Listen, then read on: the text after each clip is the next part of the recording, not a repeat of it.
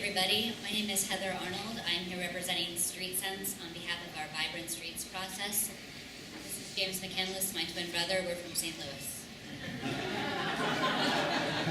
That doesn't sound good. Okay.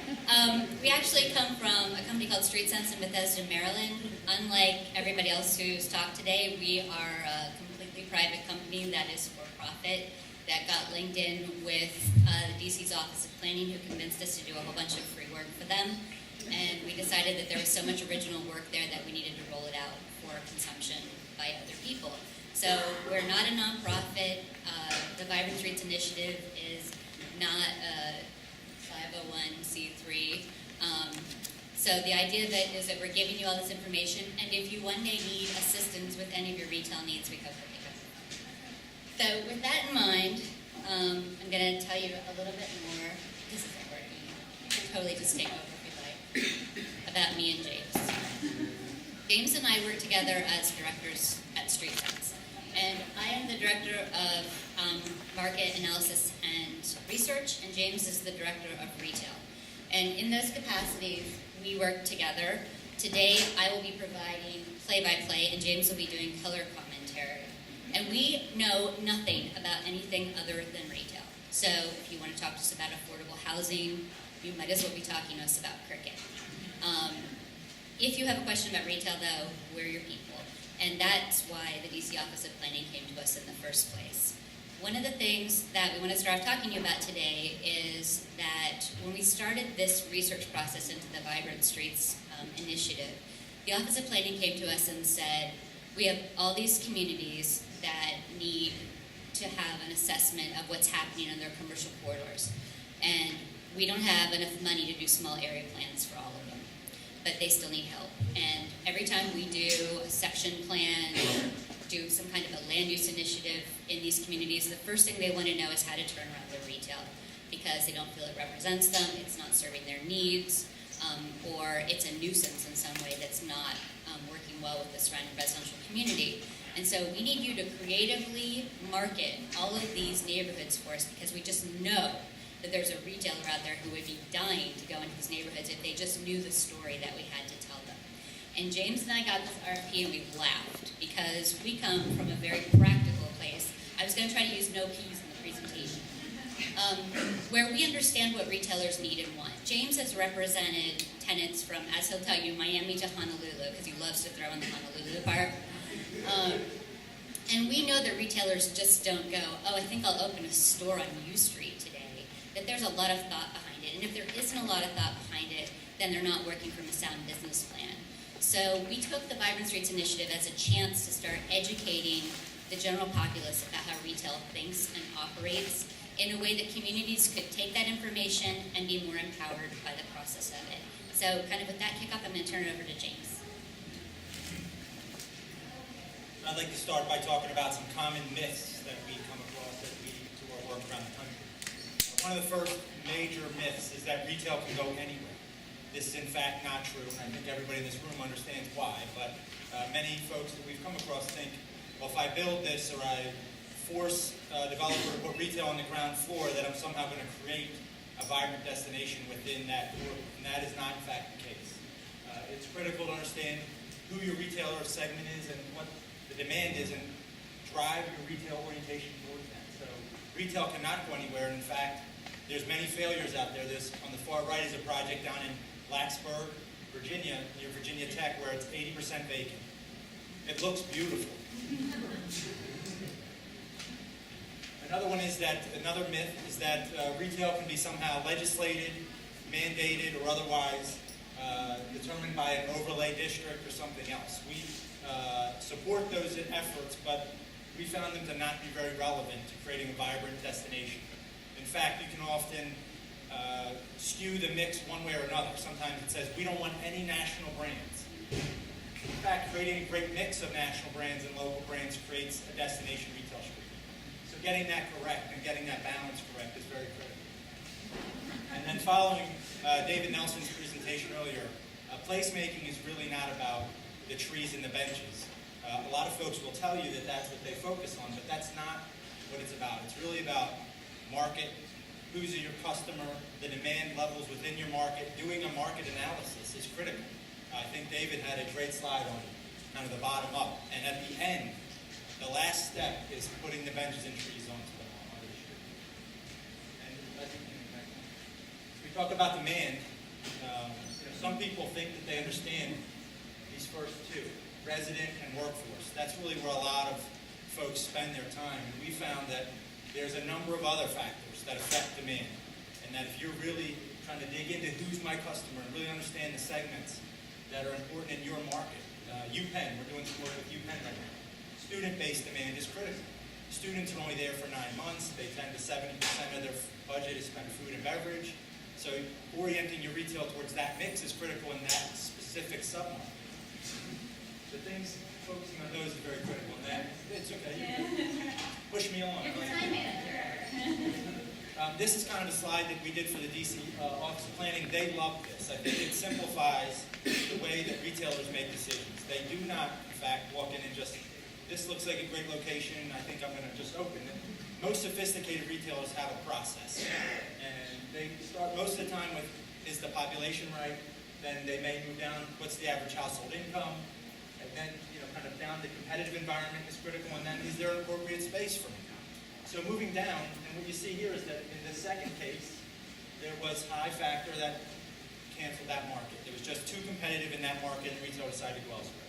This one actually worked, but something important to note here is that just because you get all the way through to the bottom, if there's not an appropriate space available, that retailer can't locate. So this happened to be a regional home decor. They look for a different kind of model. Go to the next one. The next one is everybody's familiar with the nail salon. Their barrier to entry is much lower, and their trade area is much easier to discover. So in this case, all three worked. This was just more of an idea and a concept for the board and council members to go back to their constituents and say, here's where we are, and here's why Williams-Sonoma is not in our neighborhood yet. It's just, it didn't make it past item 3. And if we want to get Williams-Sonoma, whoever that brand might be, it could be a great local retailer, just won't open another unit. We need to figure out how to work to get them to the next step and then find a space that makes sense.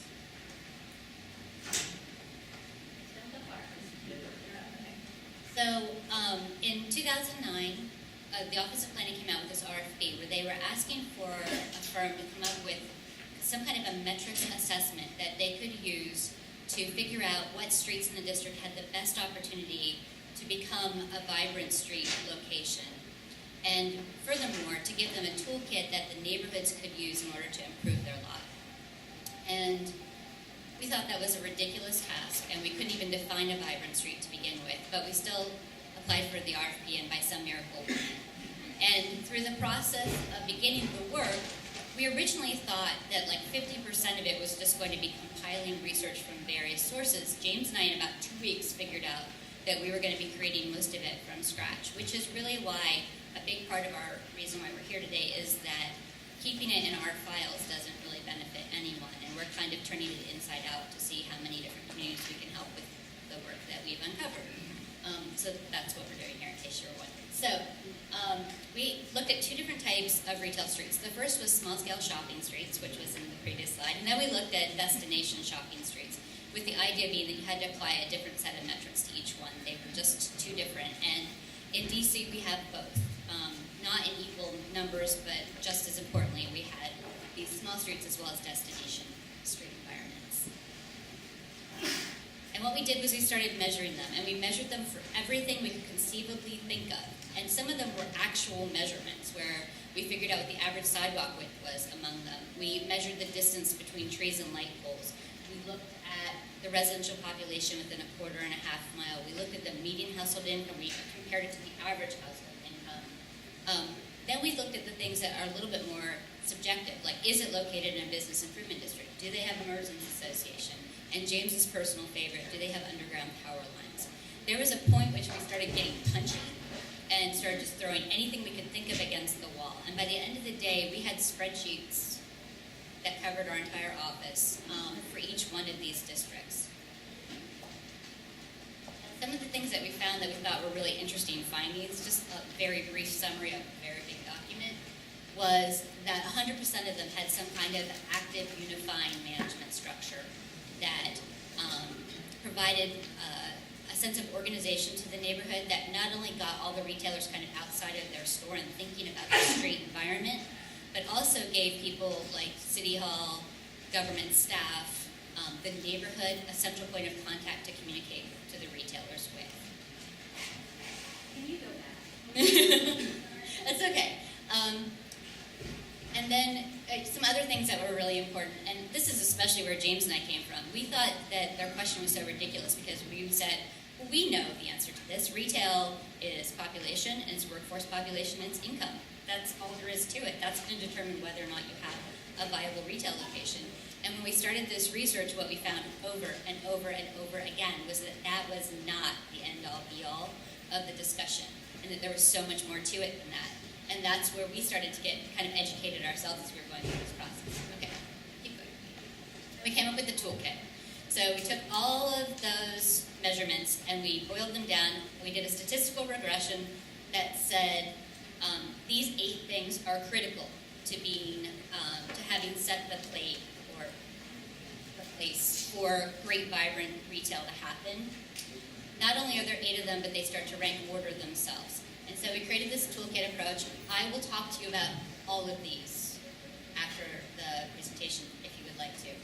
But I'm just going to point out 2 of my favorites. The first one is your street managed? Basically goes to this idea of, is it pioneered? Is there somebody spearheading the effort? Is there somebody who can talk for all the retailers? And then my other favorite is anchored, which we talk about this idea of your street needs to be anchored, and everybody goes, we can't get a grocery store, we can't get a bookstore, what are you talking about? And we're like, it's anchored by a civic or cultural use. Because we're from the private sector, we can talk to people that way. So the way that the toolkit works is you go to step 1, and it asks you a series of self-evaluation questions. If you answer no to those questions, you get a list of things to do. That's where the toolkit part comes in order to get yourself past that step. If you say yes, you proceed to step number 2. And by the end of the day, you've gone through all of them, and you've done everything that you can as a community to set the stage. And then we have done a series of monthly webinars for the past year. We've had 700 participants from over 365 communities across the country. Yep, that's okay. You can follow us on Facebook and Twitter. And we have a website that we encourage you to come to, our tagline being that we're growing retail from the grassroots up. And then I kind of feel like this is proposing at someone's wedding. We're having a conference the end of April where we're bringing people to a model Vibrant Street and walking them through the paces of what it takes to become a vibrant retail environment and offering some really customized solutions for everybody. So thank you so much for having us today. We really appreciate it.